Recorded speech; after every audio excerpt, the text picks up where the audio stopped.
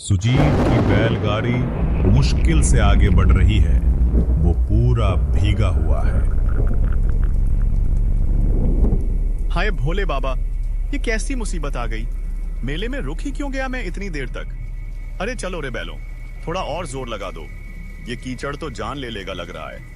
एक झटके में बिजली चमकती है, जंगल का डरावना रास्ता दिखता है। हे भगवान, ये तो वही जंगल वाला रास्ता है ना, जिसके किस्से सुनकर बचपन में नींद उड़ जाती थी। दिल तो धक धक कर रहा है मेरा। बस जल्दी से कोई सहारा मिल जाए। बारिश के बीच अचानक एक घंटी की आवाज गूंजती है। आवाज साफ है, टेंशन धीरे धीरे कम होती है, थोड़ी शांति आती है। सुजीत हैरानी से वो आवाज सुनता है और बैलगाड़ी उस तरफ मोड़ देता है। थोड़ी दूरी पर एक पुराना मंदिर दिखता है।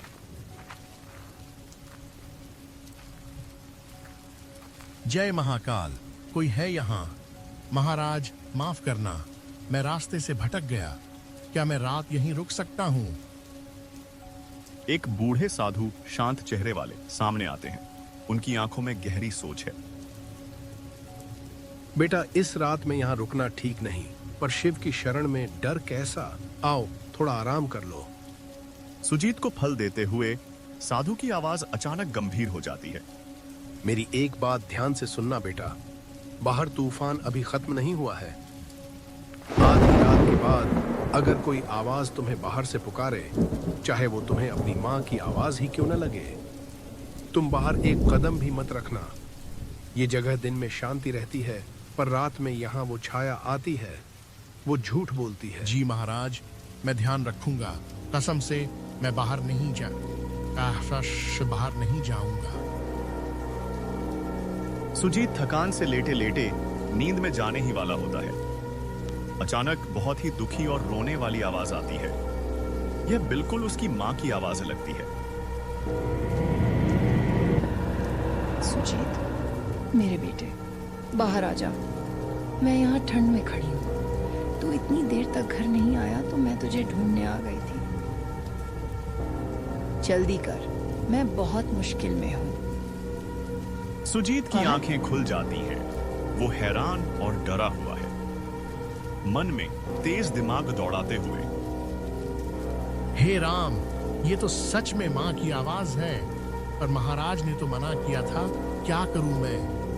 अगर सच में माँ को मेरी जरूरत है तो मैं उन्हें ऐसे तूफान में छोड़ दूं?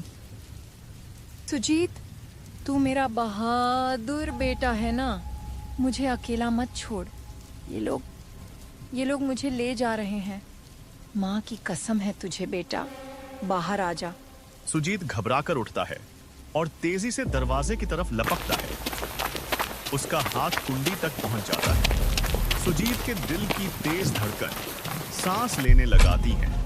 जैसे ही वो दरवाजा खोलने वाला होता है, साधु महाराज का हाथ बिजली की रफ्तार से उसका हाथ पकड़ लेता है। रुक जा पागल, अंदर रह। ये छाया है, ये तेरे दिल के प्यार से खेल रही है। ये तेरी माँ नहीं है। छोड़ दो मुझे महाराज, मैं उनकी आवाज पहचानता हूँ। वो मेरी माँ है, उनकी मदद करनी ही होगी। साधु महाराज सुजीत को वापस खींचकर शिवलिंग के सामने बैठ जाते हैं और तेज आवाज में महामृत्युंजय मंत्र शुरू करते हैं। ओम नमः शिवाय, हर हर महादेव, रक्षा करो, रक्षा करो। पंडित, तू मुझे रोकेगा? मैं सबको ले जाऊंगी। ये मेरा इलाका है, मैं फिर आऊंगी, कोई बचेगा नहीं।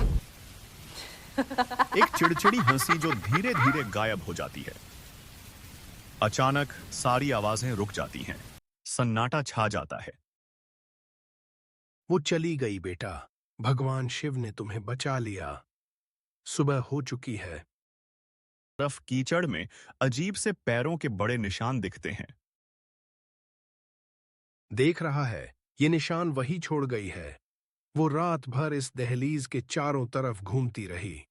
अगर हम एक पल भी कमजोर पड़ते तो वो तुम्हें बाहर घसीट ले जाती। महाराज जी, मेरे रोंगटे खड़े हैं। आप सच में भगवान हैं। अगर आप न होते तो मेरा क्या होता?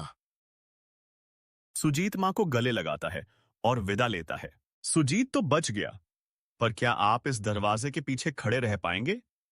शायद वो छाया अब भी आपके सबसे प्यारे की आवाज चुरा कर किसी तूफानी रात का इंतजार कर रही हो।